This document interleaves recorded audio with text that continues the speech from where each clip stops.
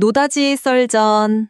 네, 오늘 저희는 두산 퓨얼셀의 미래 성장 가능성을 두고 한번 여러 시각에서 살펴보겠습니다.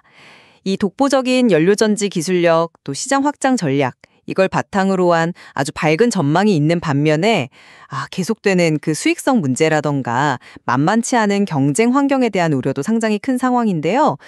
저는 두산 퓨얼셀의 그 기술 경쟁력과 성장 잠재력, 여기에 좀 주목하면서 긍정적인 측면을 말씀드리겠습니다. 네, 안녕하세요. 저는 조금 다른 시각인데요. 그 두산 퓨얼셀이 현재 직면한 재무적인 어려움, 특히 그 신기술인 SOFC 있지 않습니까?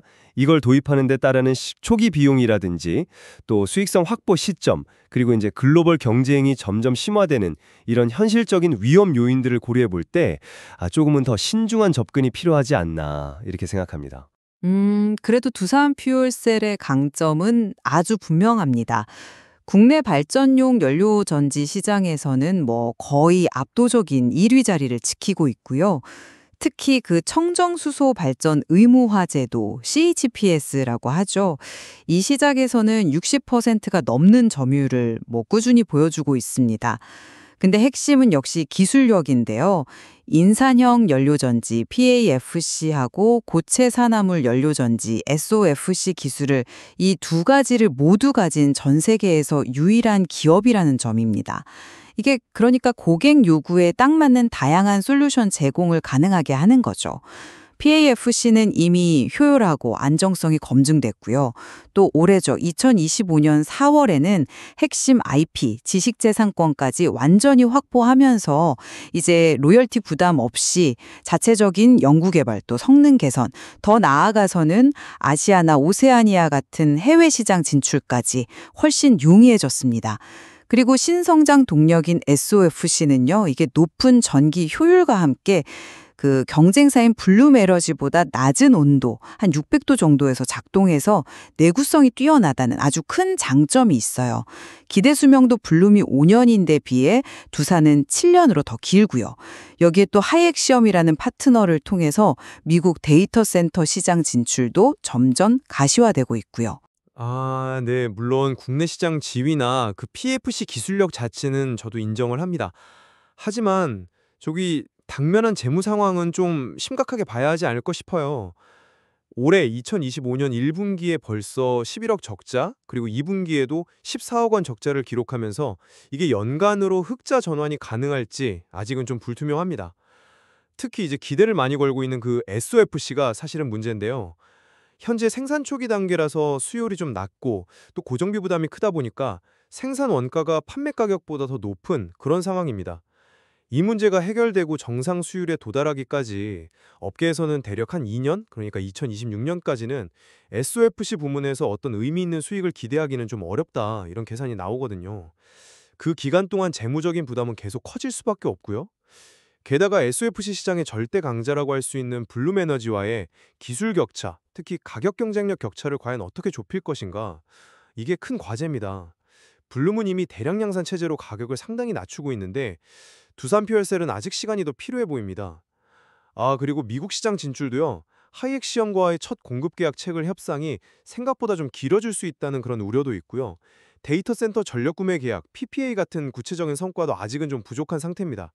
결국 하이엑시엄의 수주 실적에 좀 의존하는 구조라는 점도 약간 불안 요소라고 할 수 있겠죠.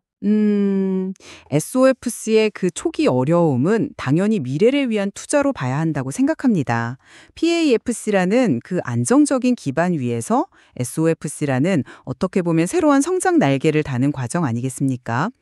특히 그 낮은 온도에서 작동하는 SOFC 기술은요, 장기적으로 봤을 때 비용 효율성이나 내구성 면에서 확실히 차별화된 경쟁력을 가질 수 있다고 봅니다.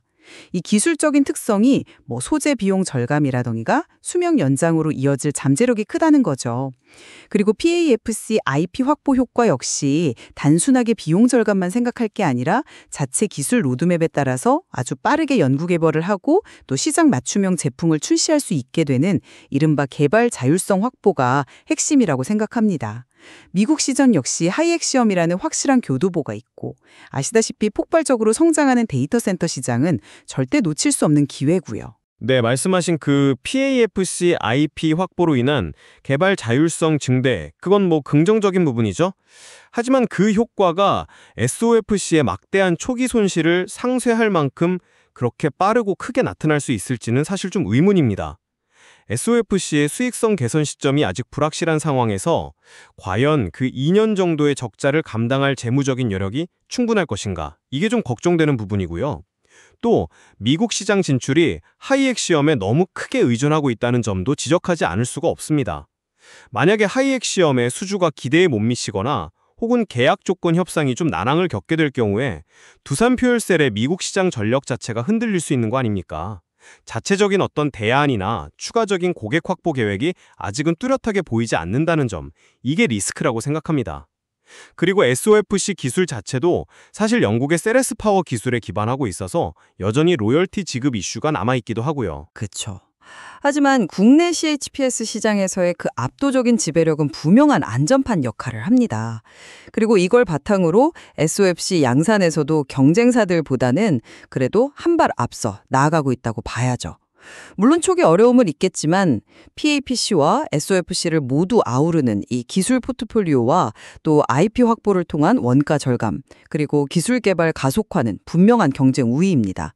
이걸 바탕으로 글로벌 시장에서도 충분히 경쟁력을 발휘할 수 있다. 저는 그렇게 봅니다. 물론 국내 시장의 안정성은 인정합니다. 하지만 글로벌 경쟁, 특히 SOFC 분야는 이건 전혀 다른 차원의 문제라고 생각해요.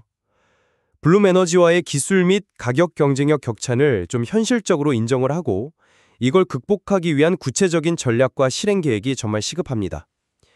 현재로서는 SOFC 가격 경쟁력에서 좀 열의에 있다는 사실을 부인하기는 어렵습니다. 생산 능력 역시 현재 50메가와트 수준인데 블룸에너지가 정말 공격적으로 증설하는 그 규모를 따라잡기에는 아직은 좀 부족한 감이 있죠. 네, 정리하자면 두산 퓨얼셀은 검증된 PAPC 기술과 또 잠재력이 높은 SOFC라는 아주 강력한 기술 조합, 여기에 IP 확보를 통한 자율성 증대, 그리고 미국 시장 진출이라는 확실한 성장 동력을 확보했다고 볼 수 있습니다. 단기적인 재무적 어려움은 성장을 위한 과정이라고 보고요. 이걸 잘 극복하고 지속적인 성장을 이룰 잠재력은 충분하다. 이렇게 생각합니다. 저는 역시 그 SOFC의 수익성 개선 시점과 그 규모, 그리고 미국 시장에서의 실질적인 성과 도출 여부, 이 두 가지가 향후 두산 퓨얼셀의 성패를 가를 결정적인 변수가 될 것으로 봅니다. 넘어야 할 과제가 명확하고요. 단기적인 재무 부담과 또 글로벌 경쟁 심화라는 현실적인 어려움을 고려할 때 기대와 함께 좀 신중한 시각을 계속 유지해야 한다고 생각합니다. 결국 두산 퓨얼셀의 미래는 그 독보적인 기술력과 시장 확장 전략이 단기적인 재무적 과제, 또 치열한 경쟁 환경을 어떻게 잘 극복해 나가느냐, 여기에 달려 있다고 볼 수 있겠네요. 네, 맞습니다. 그래서 다양한 관점에서 두산 퓨얼셀의 앞으로의 행보를 저희가 좀 주의 깊게 지켜볼 필요가 있겠습니다.